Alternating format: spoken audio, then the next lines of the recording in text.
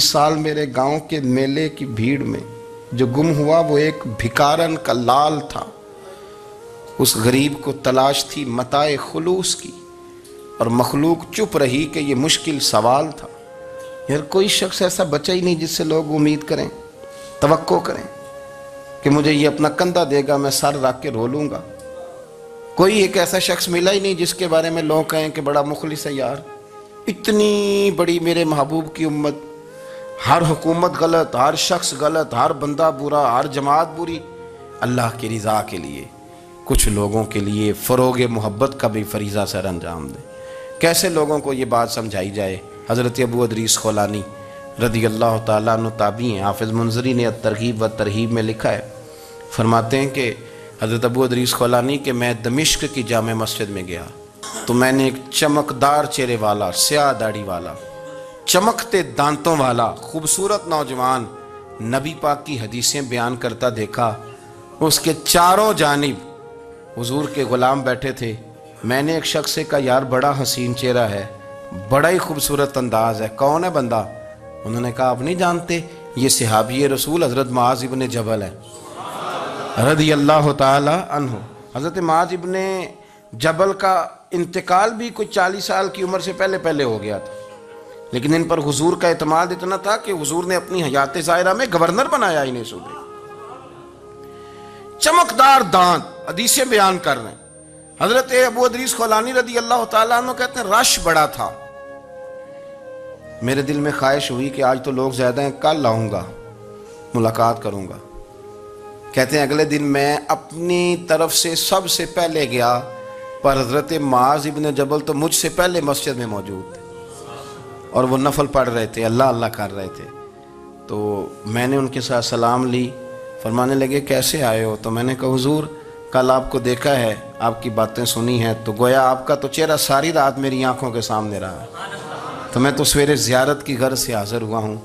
اللہ کی رضا کے لیے مجھے آپ اچھے لگیں، اللہ کی رضا کے لیے۔ کوئی بندہ ایسا بھی تو ہو نا، کوئی غریب، کوئی مسکین، کوئی عالم، کوئی صوفی، کوئی درویش، کوئی ذاتی تعلق نہ ہو، تعلق کیا ہو؟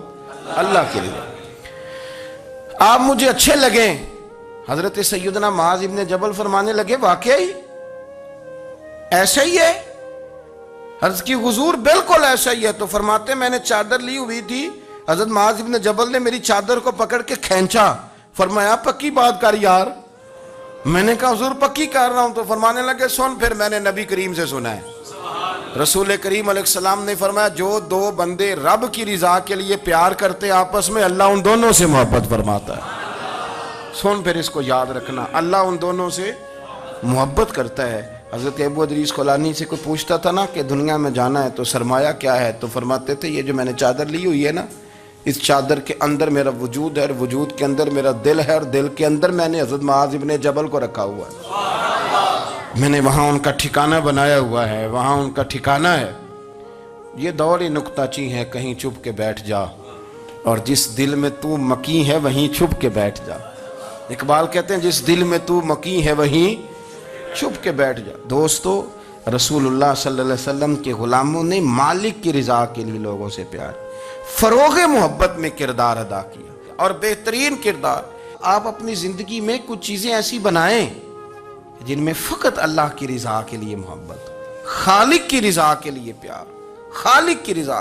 آپ یقین کریں اگر تھوڑا تھوڑا کر کے ہم اس محبت کو فروغ دیں نا اپنے دلوں میں، تو بہت سارے بادل چھٹیں گے۔ ہم نے نا وہ تیزی سے دولت کو، لالچ کو، میں اکثر کہتا ہوں کہ میاں بیوی کا جو رشتہ ہوتا ہے نا، اس کو اللہ پاک نے نا قرآن پاک میں اپنی نشانیوں میں سے ایک نشانی قرار دیا ہے۔ ان دونوں کی وجہ سے گھر چلنا ہے، بچوں کی پرورش ہونی ہے، نظام زندگی۔ آپ گھر سکون کے لیے جاتے ہیں، اطمینان کے لیے۔ آپ اپنے گھر کے اندر جیسے بھی ہوں، آپ کہتے ہیں یہاں مجھے کوئی پریشانی، یہ میرا اپنا بیڈ ہے، اپنا بستر ہے۔ لیکن اگر اسی رشتے میں جب آپ بیج بوئیں تو سب سے پہلے دولت کا بوئیں۔ اگر لڑکے والے یہ لالچ کرتے ہیں نا لڑکی کیا لے کے آئے گی، تو لڑکی والوں کا بھی لالچ ہوتا ہے کہ لڑکا کماتا کیا ہے، ان کو بھی پتا ہوتا ہے کہ کتنے پیسے لاتا ہے، کیا کمائی ہے، کتنا کچھ جھاڑو پھیر لیتا ہے۔ آپ نے جب بنیاد یہ رکھی، مجھے دیانتداری سے بتانا کہ پورا نیک ہو، پورا شریف ہو، پورا پرہیزگار ہو، لیکن دولت صحیح نہ کماتا ہو تو رشتہ آسانی سے ہو جاتا ہے، وہ بس سارا کچھ ٹھیک ہے، صرف کمائی تھوڑی سی کم ہے، وہ مشکل سے گزارا ہوگا، وہ کہتے ہیں نہیں جی نہیں، بھوکے تو نہیں نہ مرنا۔ کیوں؟ ہم نے اس کے اندر جب دولت کو شامل کر لیا، آ گئی دولت، تب جس رشتے کی بنیادی دولت پہ ہوگی وہاں آپ وفا تلاش کریں گے، وہاں آپ خلوص تلاش کریں گے، وہاں ہم للہیت تلاش کریں گے، اللہ کرے ہو جائے۔ لیکن وہ ہمارے مائنڈ سیٹ میں یہ بات ہوتی ہے کہ یہ جو معاملہ ہے یہ گڑبڑ ہے۔ اگر رضا الہی مقصود ہو، اگر اللہ کی رضا مقصود ہو، حضرت فاطمہ بنت قیس ایک صحابیہ تھیں، انہیں طلاق ہو گئی، ان کے لیے دو رشتے آئے، ایک حضرت عبد الرحمن ابن عوف کا مالدار ترین آدمی تھے، اور ایک حضور کے غلام تھے، وہ بڑے غریب تھے، مسکین تھے۔ ان کے والدین کی خواہش تھی کہ عبد الرحمن ابن عوف سے شادی ہو جائے، وہ بھی تو بڑے نیک ہیں، پارسا ہیں، عشرہ مبشرہ ہیں۔ حضرت فاطمہ بنت قیس نے کسی بندے کی ڈیوٹی لگائی، کہنے لگی پتہ کرو نبی پاک کی رضا کیا ہے، حضور کی رضا کدھر ہے، تو پتہ چلا حضور کی خواہش غریب کی طرف ہے۔ تو وہ خاتون اپنے ماں باپ کو کہنے لگی میرا نا اس غریب سے رشتہ کرا دو۔ ہم نے کہا پتر، بیٹیوں کے بارے میں ماں باپ بڑے احساس ہوتے ہیں، ہم چاہتے ہیں کہ عبد الرحمن ابن عوف مالدار ہے تو وہ بھی تو نیک ہے نا، حضور نے دنیا میں جنت کی بشارت دی، اور ان کا بڑا اعزاز ہے، حضور نے ان کے پیچھے نماز پڑھی، بڑا مرتبہ بڑا مقام والا صحابی ہے، وہ تو غریب آدمی ہے، اور پھر حضور نے حکم تو نہیں نہ دیا، خواہش کا اظہار کیا ہے۔ اس بی بی کے جملے بڑے شاندار ہیں، کہنے لگی آپ مجھے اللہ کی رضا کے لیے نا میرے نبی کے حوالے کر دیں، مجھے امید ہے اللہ رسول مجھے کبھی ضائع نہیں فرمائیں گے، مجھے حوالے کریں رسول کائنات۔ چھوڑیں کو ضروری ہے دنیا داری ہر طرف دیکھنا، کہیں کوئی کام ایسا بھی تو ہو نا جو محبت کے زور پہ ہو، جو محبت کے لیے ہو۔ کوئی ہمارے پاس بڑے سارے لوگ آتے ہیں، بڑے سارے لوگ آتے ہیں، اور ہم اس قابل بھی نہیں جتنے لوگ آ جاتے ہیں، میں صحیح کہہ رہا ہوں، بالکل کوئی حیثیت نہیں، 1% بھی۔ جب پلٹ کے دیکھتے ہیں تو شرم آتی ہے کہ یار اتنی دور سے بندہ چل کے آ گیا، اس کو کیسے سمجھائیں، کس طرح کر کے۔ تو ایک آدھ دن پہلے ایک بزرگ آ گئے، اور وہ اچھے صاف ستھرا ان کا مزاج تھا، بڑے شاندار، تو میں زیارت کے لیے ہوں، تو میں نے کہا زیارت شیارت والا تو کھاتا کوئی نہیں، چلو آپ آ گئے ہیں تو کوئی حکم کریں۔ تو کہنے لگے کوئی حکم نہیں، میں اللہ کی رضا کے لیے آیا ہوں۔ یہ کوئی تقریر نہیں تھی، کوئی خطبہ نہیں تھا، نہ ان کے سامنے سپیکر تھا، نہ وہ شور کر رہے تھے، نہ وہ نعرے لگوا رہے تھے، نہ وہ ہاتھوں پہ ہاتھ مار رہے تھے، اور اس بندے نے کہا اللہ کی رضا کے لیے آیا ہوں، تو وہ بھی رو پڑے تو میں بھی رو پڑا، ختم ہو گئی بات۔ اب بات کو سمجھیں، یہ اتنا تگڑا رشتہ ہے نا یار، کسی رشتے کے بیچ برادری ہوتی ہے، کسی رشتے کے بیچ خاندان ہوتا ہے، کسی رشتے کے بیچ قبیلہ ہوتا ہے، کسی رشتے کے بیچ رنگ نسل ہوتی، وہ کتنا تگڑا رشتہ ہے کہ دو بندوں کا رشتہ ہو، ایک بیچ میں خدا ہو، دوسرے محمد مصطفیٰ ہو، آپ کتنا اسے مضبوط رشتہ سمجھیں گے جس کے بیچ اللہ رسول ہو۔ اتنا تگڑا رشتہ، اتنا مضبوط تعلق، اتنی وسعت اس کے اندر، اللہ کی رضا کے لیے۔ حضرت موسیٰ کلیم اللہ علی نبینا علیہ الصلوۃ والسلام سے رب کریم نے فرمایا، کہا اے موسیٰ میری رضا کے لیے بھی کوئی کام کیا ہے؟ حضرت موسیٰ علیہ السلام نے عرض کی یا اللہ میں نے تبلیغ کی، تو فرمایا وہ تو آپ کی ذمہ داری تھی۔ امام غزالی نے روایت لکھی ہے، اے اللہ میں نے آپ کے تمام احکامات پہ عمل کیا، موسیٰ وہ تو آپ نے کمال کیا، اللہ کے پیغمبر ہیں، تو میری رضا کے لیے تو یا اللہ تیری رضا کے لیے کیا ہے؟ تو رب کریم نے فرمایا کسی بندے سے صرف اس لیے پیار کیا ہے کہ وہ اللہ کا بندہ ہے، فقط اس لیے پیار کیا ہو کہ وہ اللہ کا بندہ ہے، فقط اس لیے۔ میرے عزیز آپ بات کو سمجھیں، زندگی میں فروغ محبت پر کچھ کام کریں، کچھ تھوڑا سا کوشش کریں گرد جھاڑنے کی، کچھ گرد جھاڑنے کی۔ ہم نے نا ایک سٹیٹس بنا لیا ہے، اب تو مسلمان پہلے فرقوں میں بٹے، قبیلوں میں بٹے، اب شہروں میں بٹ گئے۔ آپ کبھی گجرانوالہ کے لوگوں سے پوچھو نا گجرات، تو کہنے ہو گجرات والے تو اللہ بچائے، کہتے ہیں کہ نہیں؟ گجرات کے لوگوں سے پوچھے گجرانوالہ تو کہتے ہوتے کھاندے ہی بڑا نے، کس کی بات کر رہے ہیں؟ تو گجرانوالہ والوں سے پوچھیں لاہور والے، کہتے توبہ لاہوریا جی۔ صحیح کون ہے؟ کوئی بھی نہیں۔ کیوں؟ اس لیے کہ ہم نے ہر شہر کے لیے کہاوت بنا لی ہے۔ میں صحیح کہہ رہا ہوں، ہر قبیلے کے لیے کوئی نہ کوئی یہ ہم نے ظلم کیا اپنی جان پہ، یہ ہم نے زیادتی کی، کہانیاں بن گئی، کہاوتیں بن گئی، شہروں کے لیے، علاقوں کے لیے، قبیلوں کے لیے۔ مقصود کیا تھا؟ کسی طریقے سے نفرت پروان چڑھے۔ کھانا ہے نا، کھانا تو آپ جو کھانا کھاتے ہیں وہ اپنے ذائقے کے مطابق کھاتے ہیں۔ سندھ کے لوگ جو کھانا کھاتے ہیں وہ اپنے، آپ کا کوئی حق نہیں آپ ان کے کھانے پر تنقید کریں، اس لیے کہ ان کا ذائقہ وہ ہے، اور ان کا بھی کوئی حق نہیں وہ آپ کے کھانے پر تنقید کریں اس لیے کہ آپ کا ذائقہ۔ لیکن طنز کرتے ہیں، جو بات سمجھانا چاہتا ہوں وہ یہ ہے کہ ہم طنز کرتے ہیں، تنقید کرتے ہیں، تضحیک آمیز لہجہ ہمارا ہوتا ہے، اس لہجے کے اندر کمزوری ہوتی ہے، اس کے اندر اس طرح کی بناوٹ ہوتی ہے کہ محسوس ہوتا ہے کہ ہم سامنے والے کو بڑا نفرت کی نظر سے دیکھتے ہیں۔ یہ رویہ کبھی اختیار نہ کریں، اپنی زندگی میں کوشش کریں خلوص کے ساتھ، للہیت کے ساتھ۔ میرے نبی پاک علیہ وسلم نے صحابہ سے پوچھا تھا بتاؤ دین کی مضبوط گرہ کون سی ہے، مضبوط گرہ دین کی؟ تو ایک صحابی نے کہا یا رسول اللہ نماز، پانچوں وقت مسلمان جمع ہوتے ہیں، ایک دوسرے کا حال احوال پوچھتے ہیں، تو اس گرہ میں مسلمان بندے رہتے ہیں۔ حضور نے فرمایا تم نے بات ٹھیک کی پر میری مراد کو نہیں پہنچے۔ ایک صحابی نے عرض کی یا رسول اللہ صلی اللہ علیہ وسلم زکوٰۃ، امیر غریب کو زکوٰۃ دیتا ہے تو دونوں کا رشتہ مضبوط ہو جاتا ہے، تو یہ بہت بڑی گرہ ہے۔ تو حضور نے فرمایا بات تمہاری ٹھیک ہے پر تم میری مراد کو نہیں پہنچے۔ تو تیسرے نے عرض کی حضور حج، مختلف رنگوں کے، قبیلوں کے، نسلوں کے، علاقوں کے لوگ آتے ہیں، ایک ہی لباس پہنتے ہیں، ایک ہی بولی بولتے ہیں، لبیک اللہم لبیک، تو یہ بہت بڑی مضبوط گرہ ہے۔ نبی پاک صلی اللہ علیہ وسلم نے فرمایا بات تمہاری ٹھیک ہے پر تم میری مراد کو نہیں پہنچے۔ تو صحابہ نے عرض کی حضور پھر آپ ہی بتا دیں کہ اسلام کی مضبوط گرہ کون سی ہے جس میں مسلمان جڑ جائیں گے؟ نبی پاک نے فرمایا مضبوط گرہ محبت ہے، اللہ کی رضا کے لیے پیار کرو، لوگوں سے پیار کرو۔ کوئی بندہ پھر تمہیں تلخ بھی ملے گا نا تو تم چونکہ اس کے لیے نہیں کر رہے، اللہ کے لیے کر رہے ہو، تو پھر تمہارے لیے سہنا بھی آسان ہو جائے گا، دیکھنا اور پرکھنا بھی آسان ہو جائے گا۔ رضائے الہی کی خاطر لوگوں کا پیار، بخاری مسلم میں ہے، نبی پاک علیہ السلام نے فرمایا ایک شخص اپنی بستی سے چلا لمبے سفر پہ دوسری بستی جانے کے لیے، تو رستے میں فرشتہ ملا انسانی شکل میں۔ اس نے پوچھا کہاں جا رہے ہو؟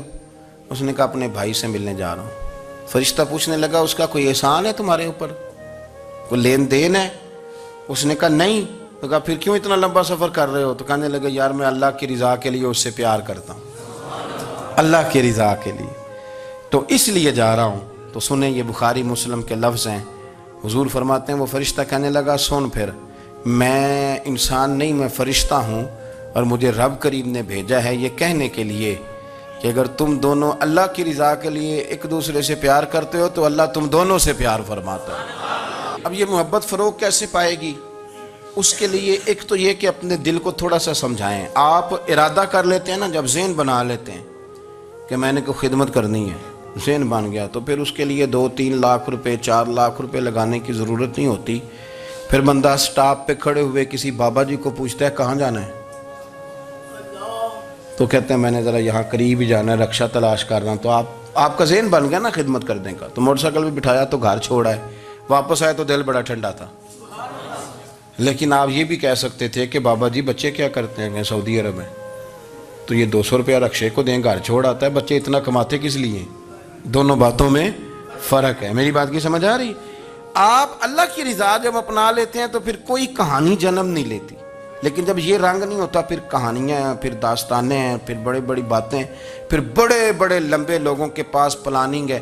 اس طرح نہ کریں، پیار تقسیم۔ اور ایک تو یہ کہ خود اپنے دل میں اچھی سوچیں رکھیں، دوسرا یہ کہ لوگوں کو بھی کہیں۔ جب آپ کے سامنے لوگ بات کر رہے ہوتے ہیں نا، میرے سامنے ایک صاحب نے کہا کہ وہ ہمارے جو محلے کی مسجد ہے نا، اس کا خزانچی مولوی صاحب کے ساتھ مل کے 40 لاکھ روپیہ کھا گئے۔ میں نے اسے کہا یار بڑی پکی فگر یاد ہے تجھے، پورے 40 لاکھ ہی کھا گئے اور طے ہے؟ تو میں نے کہا کوئی اس کی دلیل؟ کہنے لگا جی وہ بڑے پیسے کھائے ہیں، سب کو پتہ ہے۔ میں نے کہا سب کو پتہ ہونا کام نہیں، اس پر باقاعدہ شرعی گواہ ہونے چاہیے، کہہ دیتے ہیں نا ہم۔ میں نے اسے کہا کہ چلو چھوڑو ساری باتیں، تم نے کتنے دیے تھے؟ کہنے لگا میں نے تو کوئی نہیں دیا، تو میں نے کہا اگر تو نے کو دیا تو چل میرے ساتھ، میں تیرے تو واپس کراؤں، اور اگر تم نے نہیں دیا تو پھر اللہ سے ڈر، اس لیے کہ بہتان بڑا سخت جرم ہے، صبح قیامت اس کا بڑا سخت حساب دینا پڑے، اللہ سے ڈر۔ باقی فروغ محبت میں اپنا کردار ادا کرو۔ دیکھیں نا حضور صلی اللہ علیہ وسلم نے فرمایا جس نے محبت کے ساتھ ماں باپ کا چہرہ دیکھا اللہ اسے کامل حج کا ثواب عطا کرے گا۔ لیکن حدیث میں جو حضور نے شرط لگائی اس شرط کا خیال رکھنا ہے۔ کس طرح چہرہ دیکھنا ہے؟ فرمایا ماں باپ کا چہرہ دیکھو کس طرح؟ اچھا یہ حدیث بتاتی ہے کہ کچھ لوگ ایسے ہیں جو چہرہ دیکھتے ہیں پر محبت سے نہیں دیکھتے۔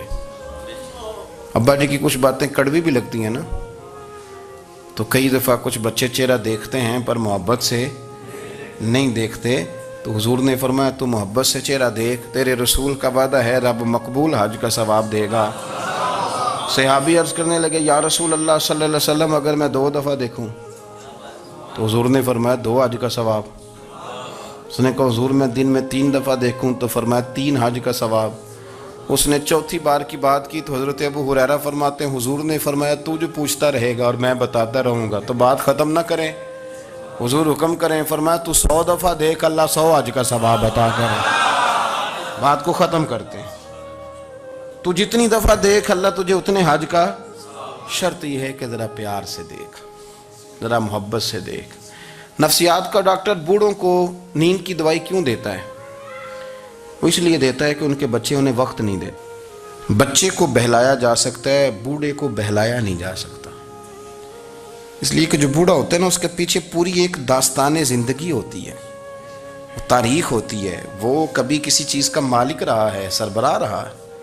اولڈ ہاؤس پاکستان میں تیزی سے اس لیے بن رہے ہیں کہ بچوں کی جو خاص الفت تھی نا ماں باپ سے وہ رہی نہیں، ورنہ اگر ایک والد 6 بچوں کا خیال رکھ سکتا تھا تو 6 بچے مل کے ایک باپ کو بھی تو سنبھال سکتے تھے نا، ماں کا بھی خیال کر سکتے تھے نا۔ محبت کا فروغ جب ہو، آپ ماں باپ کو ٹائم دیں، ان کے پاس بیٹھیں، ان کے ساتھ تھوڑا وقت بتائیں، سارے معاملات ٹھیک ہو جائیں گے۔ ہمارے معاشرے میں نا تیزی سے نفرت کا فروغ ہوا ہے، نفرت کا فروغ۔ پتہ اسلام نے غیبت سے کیوں منع کیا ہے؟ غیبت کا معنی یہ نہیں ہے کہ کسی بندے میں کوئی عیب نہیں پایا جاتا تھا تو آپ نے وہ بیان کر دیا، یہ غیبت نہیں، یہ تو بہتان ہے۔ کسی میں کوئی عیب نہ پایا جائے تو وہ بیان کرنا وہ غیبت نہیں، وہ تو بہتان ہے۔ غیبت کی تفصیل یہ ہے، تشریح یہ ہے، غیبت کی تعریف یہ ہے کہ کسی میں کوئی عیب پایا جاتا تھا، آپ نے وہ اس کی غیر موجودگی میں ڈسکس کیا تو اس کا نام غیبت ہے۔ وہ عیب تھا، آپ سچ ہی بول رہے تھے، آپ ٹھیک کہہ رہے تھے، عیب واقعی تھا، پر اسلام اس کو پسند نہیں کرتا۔ اسلام کہتا ہے کہ اگر تو سمجھتا تھا یہ عیب ہے تو جا کے اس کی تبلیغ کر، اس کو بتا، اس کو کہہ میاں یہ غلطی چھوڑ دے، تو نے ڈسکس کیوں کیا؟ آپ کسی شخص کے پاس بیٹھیں اور کسی دوسرے آدمی کی تعریف کریں، آپ کہیں کہ بڑا اچھا ہے، بڑا بامروت ہے، مہمان نواز ہے، با اخلاق ہے، وعدے کو وفا کرنے والا ہے، دیانتدار ہے، سچ بولتا ہے، آپ تعریفیں کریں۔ آپ کسی کے سامنے تعریف کریں گے نا تو بندہ کہے گا یار کسی دن ملاقات تو کرا، اور جب وہ ملے گا تو اس کی آنکھوں کے اندر ایک خاص کشش ہوگی، پیار ہوگا، ملنے کو جی چاہے گا، ایک خاص راحت ہوگی۔ یہ کب ہوگا؟ جب آپ نے کسی کی تعریف کر دی۔ لیکن اگر آپ کسی کی غیبت کریں گے، کسی کے بارے میں کہیں گے بڑا غلط ہے جی، لوٹ لیتا ہے جی، چور ہے جی، فاسق ہے جی، تو بندہ اگر کبھی مل بھی گیا تو اس سے سلام لینے کو دل۔ ہم نے پتہ کیا کیا ہے؟ تیزی کے ساتھ فروغ پایا ہے ہمارے ہاں نفرت کا ماحول، تیزی کے ساتھ فروغ پایا ہے ہم نے نا، تیزی سے۔ آپ کھول لیں، کوئی یوٹیوب کھول لیں، کوئی ایسا چینل کھول لیں، بس لڑائی ہے، فلانا فلانے سے لڑ رہا ہے، فلانا۔ مذہبی لوگوں کی میں منت کرتا ہوں کہ خدا را دین کو اس طرح کا ماحول تو نہ آپ دیں کہ لوگ کہیں کہ ان میں کوئی شے ہی نہیں، فلانا فلانے کا جواب دے رہا ہے، فلانا فلانے کا، اور بازاری زبان استعمال کی جا رہی ہے۔ اور ٹھیک ہے مسلمات جو طے تھے لوگوں نے تو ان کو بھی چھیڑنا شروع کر دیا، اور تضحیق کی جاتی ہے، لفظ اس طرح کے اختیار کیے جاتے ہیں جو ویسے ہی وزادار آدمی بولنا پسند نہیں کرتے. کیا آپ اپنی شکل دکھا رہے ہیں کفر کو کہ یہاں نفرت ہی نفرت ہے، اور وہ باتیں جن کو بالکل چھیڑنا نہیں چاہیے تھا ان پر بھی آپ کلام کرتے ہیں. آپ نے کوئی چیز نہیں چھوڑی، اس پر آپ نے بحث نہ کی ہو، الجھایا نہ ہو، میلہ لگا دیا. اللہ جانے کوئی کیا بول رہا ہے. دعوت دین کون دے گا؟ پیغام حق کون سنائے گا؟ فلانا فلانے کا جواب دے رہا ہے، اور پھر وہ دوسرے کا جواب دے رہا ہے، تیسرا تیسرے پہ تبصرہ کر رہا ہے، چوتھا پانچویں پہ تبصرہ کر رہا ہے. یہ کب تک بات ایسے چلے؟ یہی حال سیاسی لوگوں کا ہے. میرے ملک کا جو نوجوان اب بڑا ہو رہا ہے نا، میں بڑی ذمہ داری سے بتا رہا ہوں، وہ جیسے ہی بڑا ہوتا ہے تو وہ سمجھتا ہے میں ڈاکوؤں کے ملک میں پیدا ہوا ہوں. وہ سمجھتا ہے یہ شاید چوروں کی دھرتی ہے. وہ سمجھتا ہے شاید یہاں سب دھوکے باز ہیں. ہم اس طرح سے نچوڑ کے لوگوں کے دلوں میں نفرت بھری ہے، نچوڑ کے کہ لوگ سمجھنے لگے ہیں اس ملک میں تو کوئی بندہ دیانتدار ہے ہی نہیں، کوئی بندہ اچھا ہے ہی نہیں، کوئی بندہ نیک ہے ہی نہیں. مذاق اڑاتے. ایک صاحب میرے پاس آئے ہوئے تھے، کہنے لگے پیر صاحب 11 سال ہو گئے پولیس کی نوکری کرتا ہوں، 1 روپیہ رشوت نہیں لی. وہ چلا گیا، میں نے اسے تھپکی دی تو وہ نکلا ہے. تو ایک بندہ کہنے لگا سب انہیں جو ہوتے نہیں نہ سکتا. میں نے کہا یار تو منشی ہے اللہ کی رحمت کا، یہ میرے رسول اللہ کا دین ہے اور قیامت تک لوگ اس پر عمل کریں گے. اس نے 11 سال کہا، وہ 40 سال بھی کہتا تو میں ماننے کو تیار ہوں. کیوں کچھی باتیں کرتے ہیں؟ آپ نے تو تباہی کر دی، کوئی بندہ ٹھیک نہیں بچا. ایسے میلہ لگا ہوا ہے، اس دھرتی کو آپ برا کہتے ہیں، اس کو چوروں کی اور ڈکیت کی اور فرار لوگوں کی آپ دھرتی کہتے ہیں. یہ وہ دھرتی ہے جس نے داتا گنج بخش علی حجویری جیسے لوگ رکھے ہوئے ہیں. یہ وہ دھرتی ہے جہاں بابا فرید جیسے لوگ بستے ہیں. کیا بات کرتے ہیں صاحب؟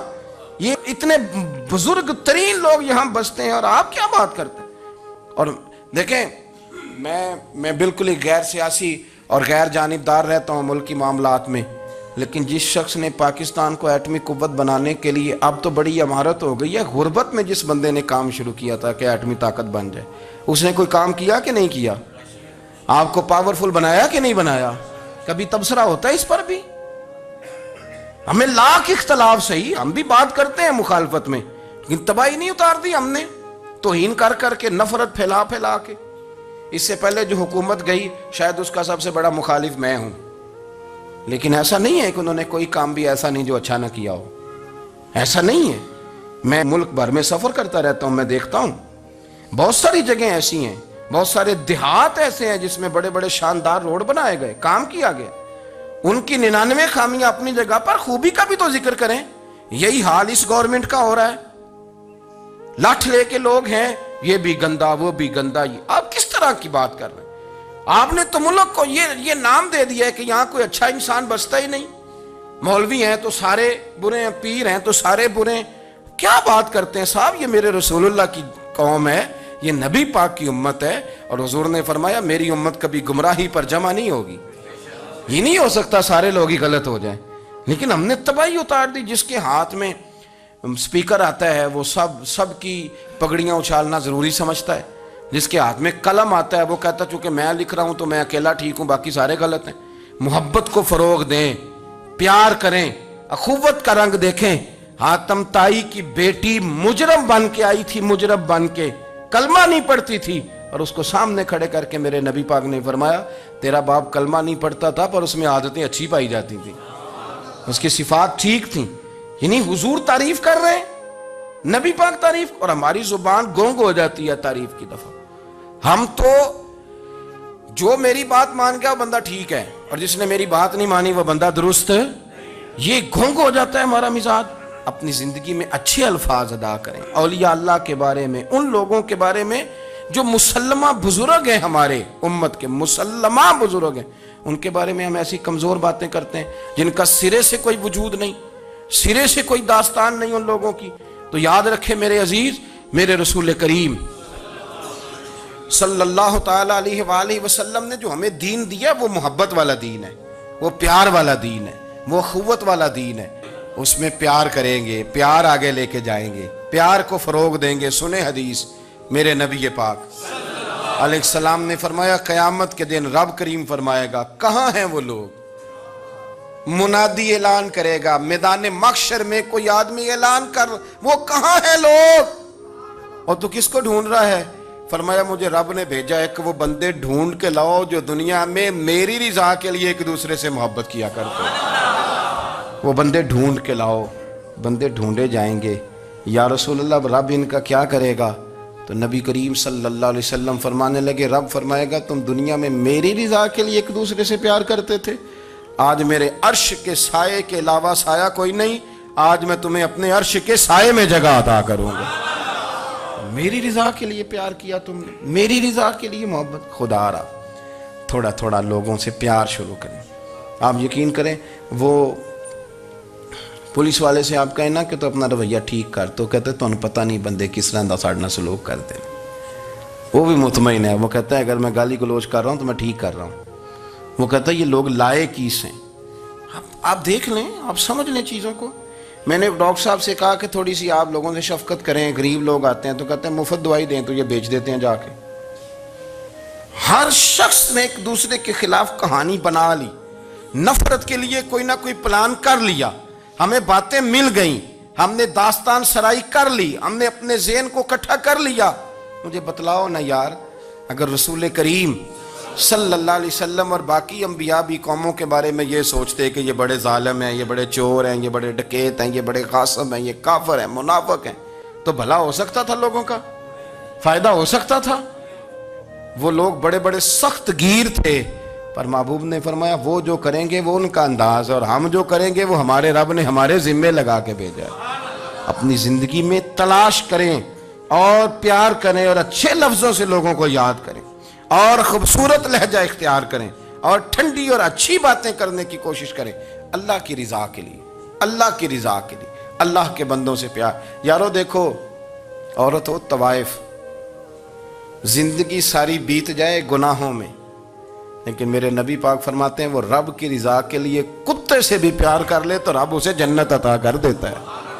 تو کتے کو پانی پلا گئی، پر پلا گئی نا اللہ کی رضا کے لیے، اسے کوئی فائدہ تو نہیں تھا نا، وہ اللہ کی رضا کے لیے پلا گئی، تو رب کریم نے اس کے سارے گناہوں کو، کسی سے پیار تو کرے۔ یہی عالم ہماری اخباریں کرتے ہیں، جس کے اوپر مرضی جو مرضی ڈال دیا، کون سا کسی نے پوچھنا ہے؟ صحیح کہہ رہا ہوں میں؟ جو مرضی۔ اور اب سوشل میڈیا جب سے آیا ہے، پھر تو کسی خبر کی کسی تصدیق کی کوئی ضرورت، اور نہ پوچھنے والا پوچھتا ہے کہ یہ خبر کہاں سے آئی۔